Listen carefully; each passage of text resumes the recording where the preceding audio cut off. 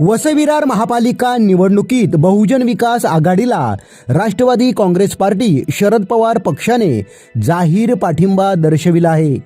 पाठिंबा देण्याबाबतचे पत्र माजी आमदार सुनील भुसारा यांनी बहुजन विकास आघाडीचे सर्वेसर्वा हितेंद्र ठाकूर यांना दिले आहे।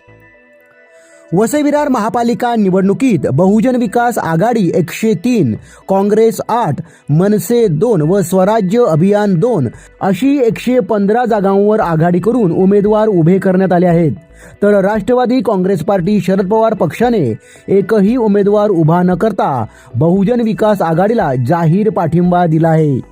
वसई-विरार शहर महानगरपालिका निवडणुकीच्या पार्श्वभूमीवर भाजपच्या जनविरोधी धोरणांना रोखण्यासाठी काँग्रेस पक्ष, महाराष्ट्र नवनिर्माण सेना, CPM, कष्टकरी संघटना, आदिवासी एकता परिषद, बहुजन विकास आघाडी व राष्ट्रवादी काँग्रेस पार्टी शरदचंद्र पवार यांच्यात व्यापक लोकशाही आघाडी स्थापन करण्यात आली आहे। ही आघाडी पालघर जिल्ह्याचे राजकीय हित व पक्षाला योग्य तो सन्मान मिळावा या उद्देशाने पक्षाचे प्रदेशाध्यक्ष शशिकांत शिंदे, राष्ट्रवादी काँग्रेस पार्टी शरदचंद्र पवार यांच्या नेतृत्वाखाली वसई-विरार शहर पक्षाचे जिल्हाध्यक्ष व प्रमुख पदाधिकारी यांच्याशी सकारात्मक चर्चा करण्यात आली असून पालघर जिल्ह्याच्या सर्वांगीण विकासाचा आणि जनतेचा हिताचा विचार करून या निवडणुकीत राष्ट्रवादी काँग्रेस पार्टी शरदचंद्र पवार यांच्या वतीने एकही उमेदवार उभा न करता पक्षाच्या वतीने आघाडीतील सर्व घटकांना व भाजप विरोधी उमेदवारांना जाहीर व सक्रिय पाठिंबा देण्याचा निर्णय